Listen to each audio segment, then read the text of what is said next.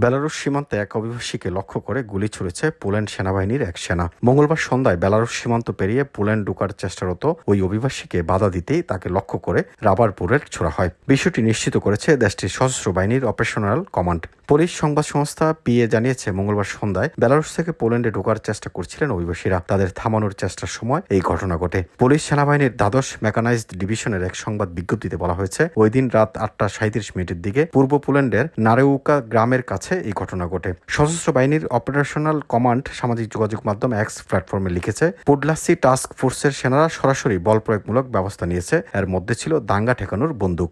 ডিউআরএস Z জানিয়েছে, অভিবাসীরা সেনাদের নির্দেশ মেনে চলেনি। এরপর তারা গুলি চালিয়েছে। সেনা সদস্যরা নিজেদের নিরাপত্তা নিশ্চিত করতে এবং আক্রমণাত্মক আচরণ নিয়ন্ত্রণ করতে এমন পদক্ষেপ নিয়েছে। পুলিশ সেনাবাহিনীর দ্বাদশ মেকানাইজড ডিভিশনের এক সংবাদ বিজ্ঞপ্তিতে আরো বলা হয়েছে, আটক অভিবাসীরা বেআইনিভাবে একটি অনির্ধারিত অংশ দিয়ে জাতীয় সীমান্ত পার হওয়ার চেষ্টা করছিলেন, যা একটি অপরাধ। ঘটনার সময় সীমান্তে 5 জন অভিবাসীকে আটক করা হয়। তুর্কি সংবাদ সংস্থা আনাদুলু জানিয়েছে, সীমান্ত থেকে প্রায় 20 কিলোমিটার দূরে হাজনুকা শহরের একটি জরুরি ইউনিটে অভিবাসীদের স্থানান্তর করা হয়েছে। তবে অভিবাসীদের কারো জীবন ঝুঁকিতে নেই বলে জানা যায়। পুলিশ সেনাবাহিনীর সংবাদ বিজ্ঞপ্তিতে বলা হয়েছে, আটক অভিবাসীদের পুলিশ সীমান্তরক্ষী বাহিনীর কাছে হস্তান্তর করা হয়েছে। ঘটনার দিন পুলিশ সীমান্তরক্ষী বাহিনী জানিয়েছে, তারা বেলারুশের সঙ্গে থাকা সীমান্তের কমপক্ষে 100টি স্থানে সীমান্ত অতিক্রমের চেষ্টা ঠেকিয়েছেন। পুলিশ সীমান্তরক্ষী বাহিনীর একজন মুখপাত্র কাথারিনা ডোনোবিস বলেন, 20 জন অভিবাসীর একটি দল সীমান্ত লঙ্ঘন করছিল। কিছুক্ষণের মধ্যেই তাদের গ্রেপ্তার করা হয়েছে। পুলিশ সীমান্ত কর্তৃপক্ষ জানিয়েছে, প্রতিদিন 50 থেকে 200 জন অভিবাসী অনিয়মিতভাবে সীমান্ত পাড়ি দিয়ে বেলারুশ থেকে পোল্যান্ড ঢোকার চেষ্টা করেন।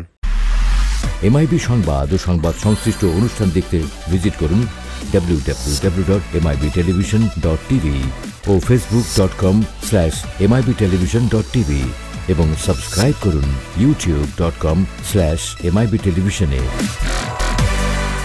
এমআইবি টেলিভিশন, সত্য খবর, সঠিক খবর।